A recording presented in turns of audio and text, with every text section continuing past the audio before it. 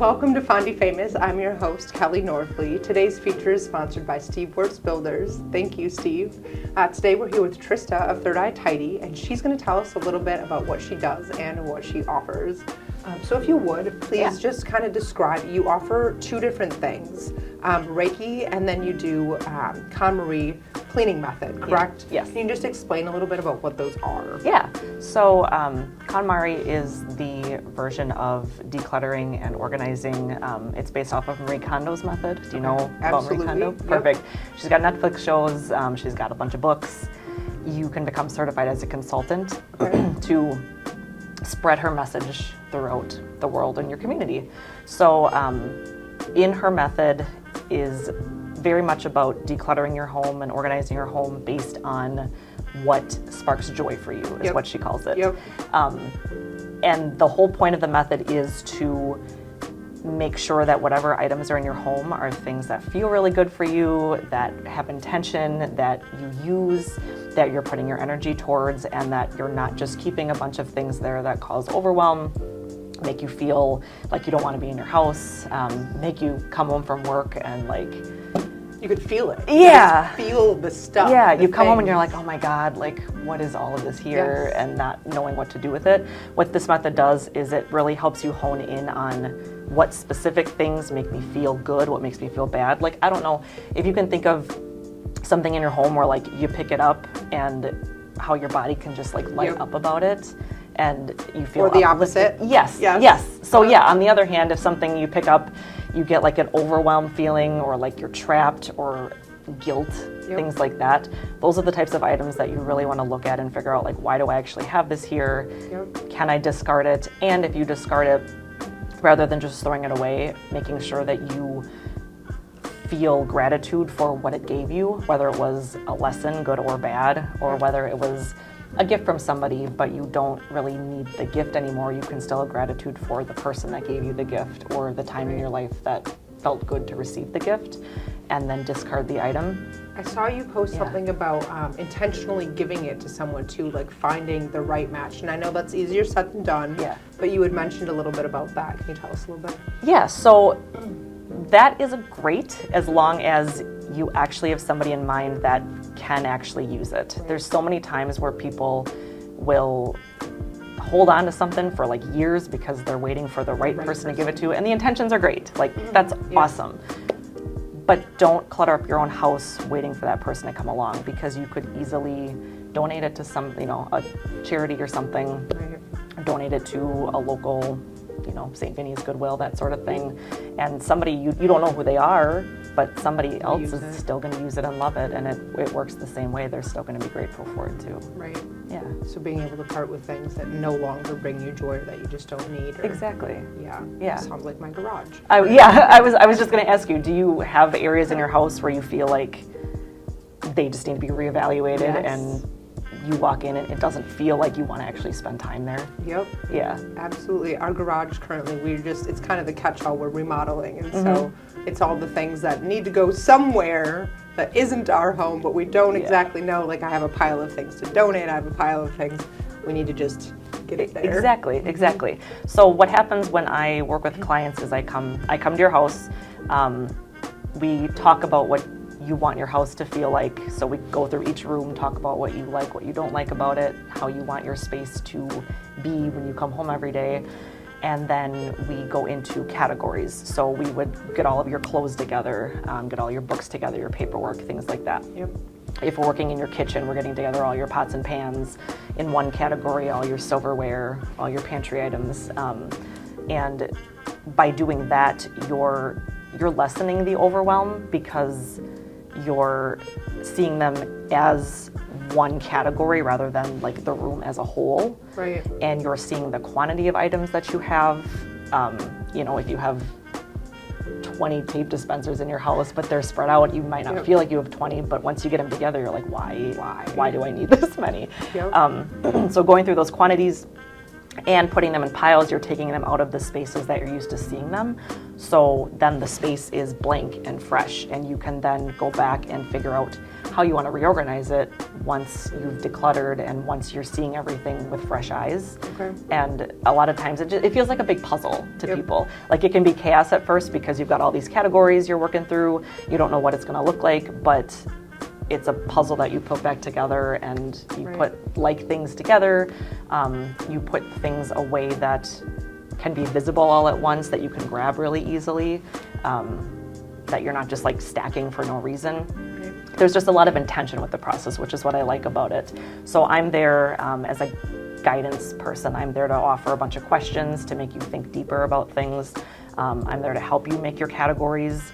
I'm there to offer expertise when we get to the organizing part, but ultimately the clients make all of the decisions. So it doesn't hurt my feelings one way or the other if you decide to keep something or not. It's your house, you're the one living there, but my purpose is to make sure that I'm asking the things that really get you making certain that you're intuitively making the right decisions for you. Right. So a lot of my business also focuses on intuition. Okay. So with KonMari, the whole Spark Joy is about intuition. Intuition is your inner guidance about what feels good for you and what doesn't. I don't know if you can relate to situations where where sometimes you just know. People, yes. Yeah. When you just know something is really good for you or really bad for you, there's different clues in your body that can help you figure that out. So we do that in the KonMari process a lot, but also if we're doing the Reiki and the energy work, which is the other part of my business, it's still intuition based, because with energy work, I'm working on clearing out the energy from your body that doesn't serve you anymore.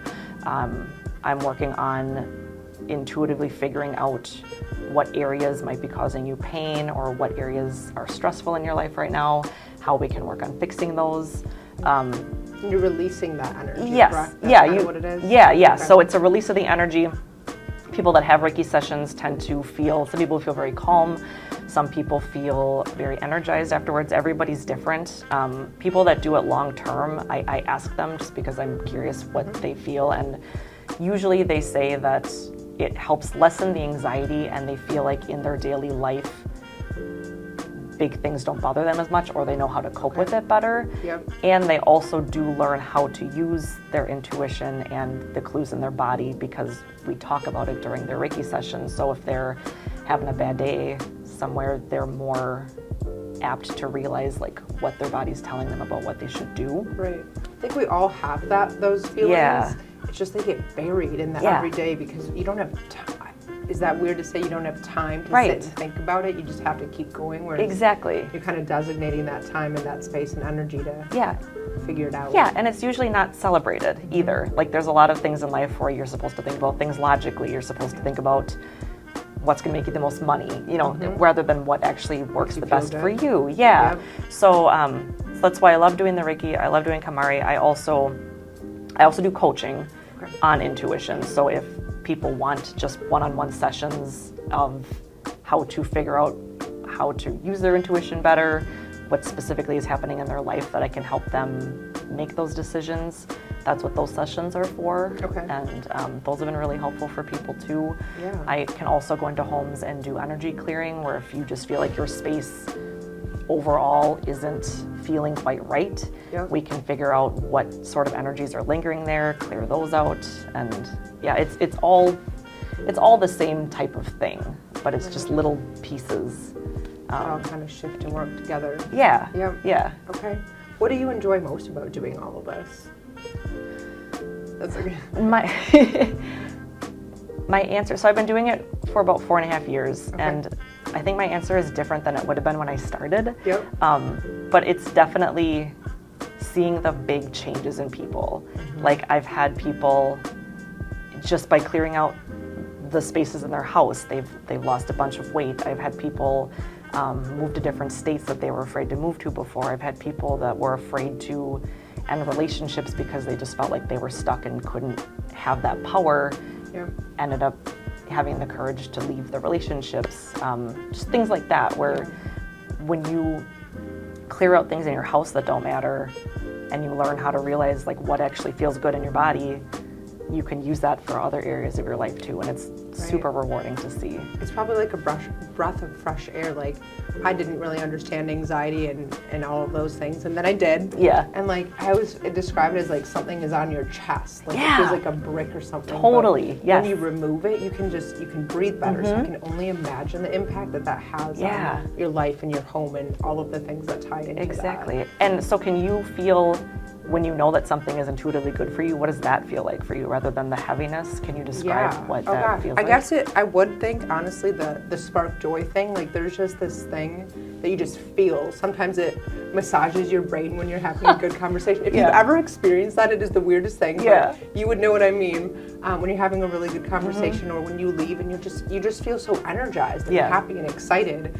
Whereas if you're around people or things that don't give you that and kind of drain you, you just feel grumpy and frumpy and just tired. Right? Yeah. So it's exactly. very interesting. Exactly. So the key is to really, really pay attention to that stuff, because I have learned both through myself and for the people that I've worked with, is that when you can really learn to follow that path, things just become so much easier and your life improves so much. Yeah, it's almost like a core thing of trusting your gut. Like, it truly is that, but you have to actually trust it and think about it and be intentional with exactly. that. So yeah, it's a muscle. You really got to build the muscle. Yeah, it probably is, huh? Just the repetition of doing it. Yeah. Okay.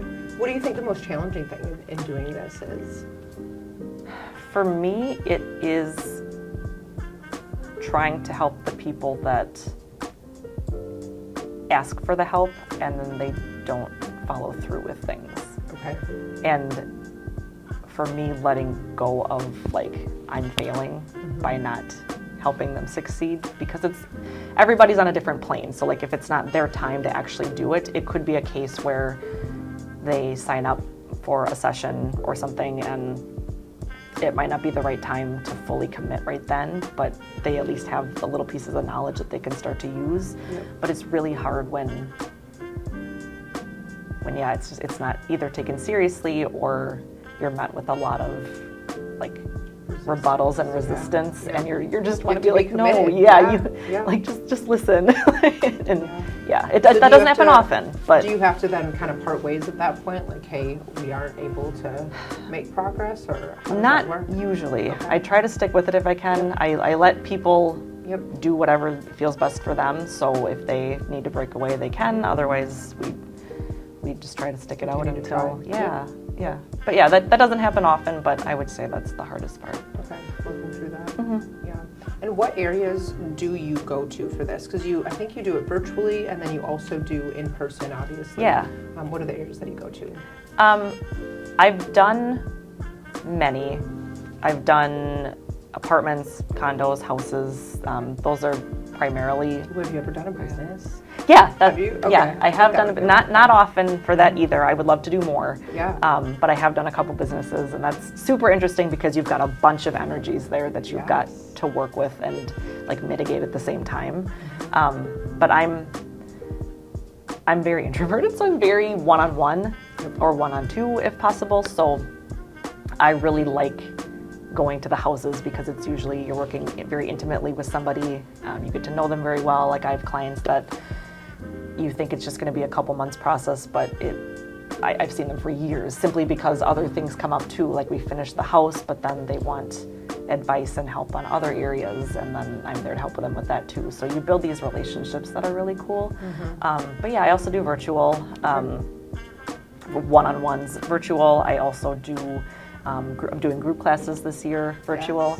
So I think the group classes sound like a really fun experience. Yeah, it's a new thing I'm trying, but I wanted to try them because I understand that not everybody has the time to commit to a full, she calls it a tiding marathon in KonMari. So I know that not everybody has the time to commit to right now, but they still want a taste of what it might be like, and I still want to help people. So the group classes are, so I have a KonMari 1 hour group class once a month, and then I have a wellness class once a month, which focuses more on the energy and the Reiki and other modalities. I've got other practitioners coming in later on in the year, but But yeah, they're an hour for people to commit. If people can't make it on the recording live, they can have the recording sent to them. But they're meant to give a taste into different kinds of modalities, different lessons of KonMari. They're also meant to be a group endeavor if that's what people like. Because if they just want at least a few people to support them or have people to ask questions or talk about their wins and losses, there's a little community that we can build to do that. Right. And I'm hoping that that really benefits people too in a different way. Right, and just having another person, so if they don't want to ask you questions, Yeah. not that they wouldn't, but like they Yeah. can talk with their classmates. Exactly. Yeah, it facilitates a little bit more of a community. So, okay. Yeah. Excellent. Well, if people want to find you and follow you, where can they find you? So Third Eye Tidy is my business, Okay. so they can look me up on social media. Third Eye Tidy is my handle for everything, so Okay. you can find me there. Otherwise, thirdeyetidy.com is my website. And yeah, everything's on there. You can always email me. I have my phone number, my business phone number on my website, so people can send text messages if they want, DMs, whatever they feel. Okay, sounds good. Well, thank Yeah. you so much for telling us about this. It's Yeah, always interesting thank to you. hear the different aspects and get some more details on it. Thank you for so. having me. Excellent.